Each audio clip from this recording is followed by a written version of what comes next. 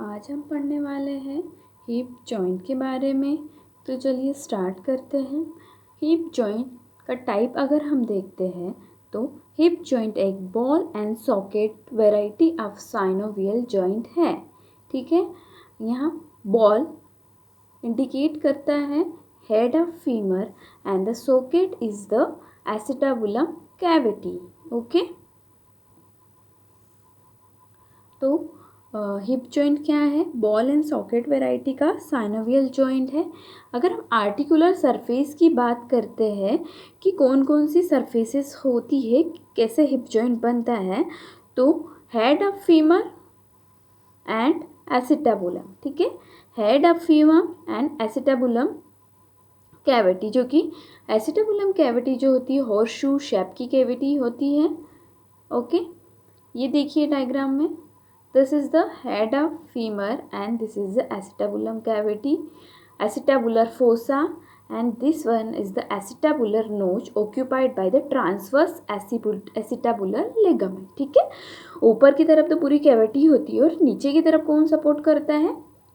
Transverse acetabular ligament. Okay, ये तो था क्या पूरा जनरल हिप जॉइंट के बारे में। टाइप देखा हमने, आर्टिकुलर सरफेसेस देखी।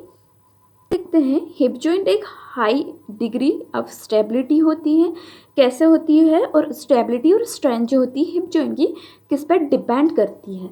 तो डेप्थ ऑफ एसिटाबुलम। ठीक है, एसिटाबुलम जो कैविटी है उसकी डेप्थ कितनी है उस पर डिपेंड करती है।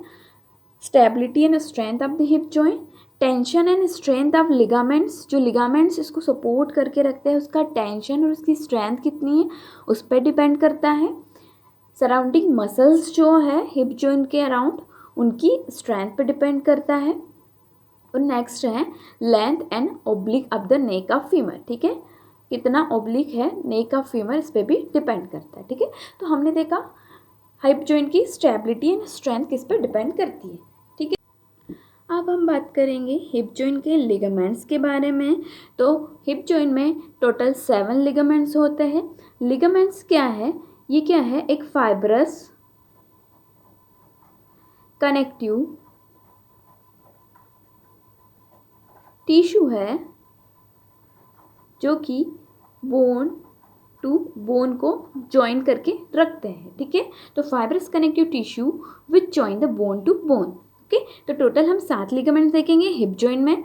तो चलिए देखते हैं। सबसे पहले फाइब्रस कैप्सूल होता है, नेक्स्ट होता है iliofemoral ligament, pubofemoral ligament, ischiofemoral ligament, ligament of the head of the femur, acetabular labrum and the transverse acetabular ligament। ठीक है, डायग्राम में देखते हैं ligaments.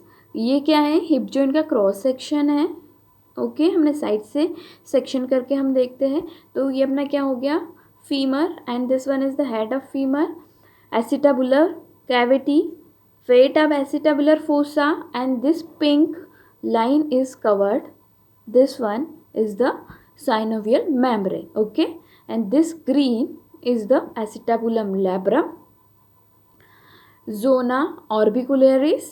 Okay, this is the retinicula and fibrous capsule. This is the fibrous capsule. Transverse ligament of the acetabular ligament, transverse acetabular ligaments, ligament of the head of femur. Okay, and in this diagram pubofemoral ligament. Okay, and this one is the iliofemoral ligament. This is the greater trochanter। ठीक है, तो in diagram से हमने क्या देखे? Ligaments of the hip joint.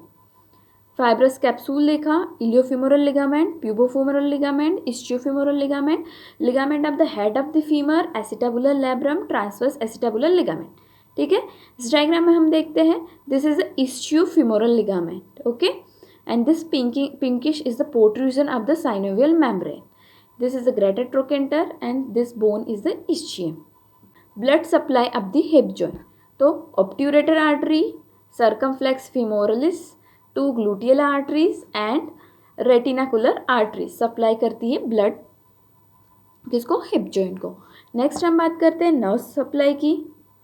तो nerve supply होती है femoral nerve, anterior division of obturator nerve and the superior gluteal nerves. Okay, these are the nerve supply to the hip joint.